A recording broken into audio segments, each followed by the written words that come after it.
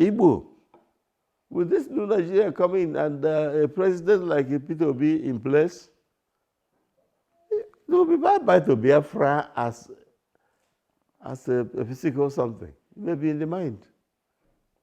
And within Nigeria, you can have Biafra. The kind of Biafra Awolowo had in Yoruba land. The kind of Biafra Obara had in Igbo land. Huh? If we organize ourselves, restructure well, then you can have virtually independent groups, and all of them careful and mindful and defending their own territorial integrity, and not allow a governor to go to capital, take allocation, and blow it. In the past, during the early days of Nigeria, during the regional government, you must ask the governor what he has done with your money. Not like today, people just get money and chop. So, I think if we look deeply, we will see the hand of God in what is happening. Well, with regard to Obi, I think the hand of God is clear. Who are his competitors? Who are rivals to him? So, if someone like Peter Obi, with his background of integrity, with background of knowledge, with background of education, with background of studying what has succeeded in other parts of the world, if somebody like him becomes president, Nigeria arrives, and development will be not just a matter of gradual process. It will be exponential development in Nigeria. And within 2 years, all those are in America, my sons and daughters, and your sons and daughters are in America and UK, in as of Nigeria, they will begin to think about home.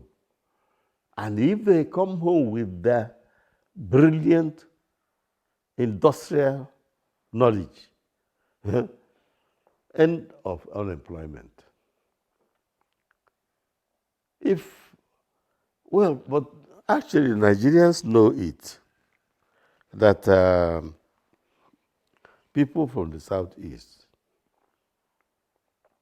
are industrialists, are developers, are success destined. That's a gift of God to them. But the problem we have, I'm sorry, I must say it. I'm sorry Paul Onongo is dead. Paul Onongo educated me. For some reason, he moved out and came to my house, and we lived for 3 months. And one night I asked Paul Onongo, why do the Igbos are not well accepted everywhere in Nigeria? He looked at me and said, Akwadike, I will tell you the truth, the whole truth. I was happy. And this is what he told me. Igbo man will come to a village he doesn't know, doesn't have any connection, without money,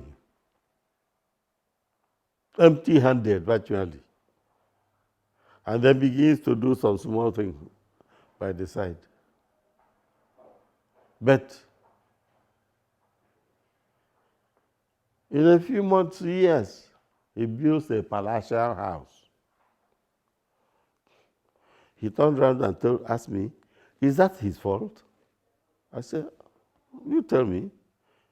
It's not his fault. He said, but now listen.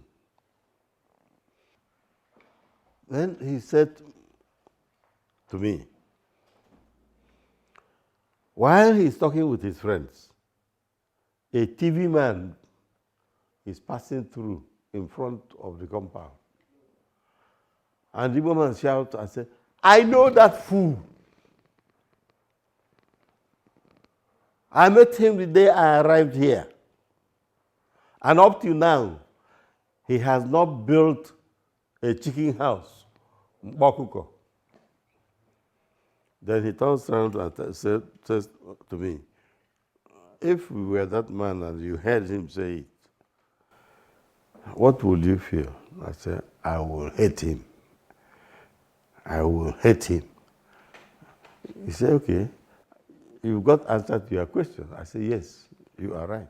If what you are saying is true." But then it was shown to me that what he was saying was true. I'm sorry we have lost a gentleman, a very forthright person, Paul Onongo, a TV man. He taught me the problem of Igbo. I have been fighting that, but I have not succeeded at all.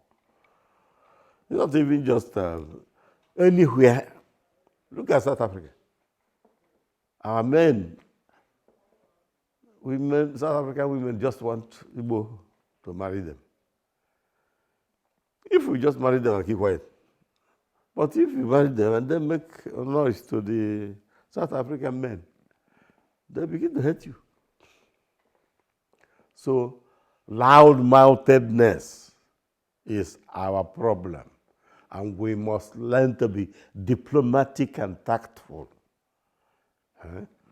And very soon, Nigerians will know that they have no problem. The Igbo will keep making progress. But not because of anybody in Aso Rock. No. We want only level playing field.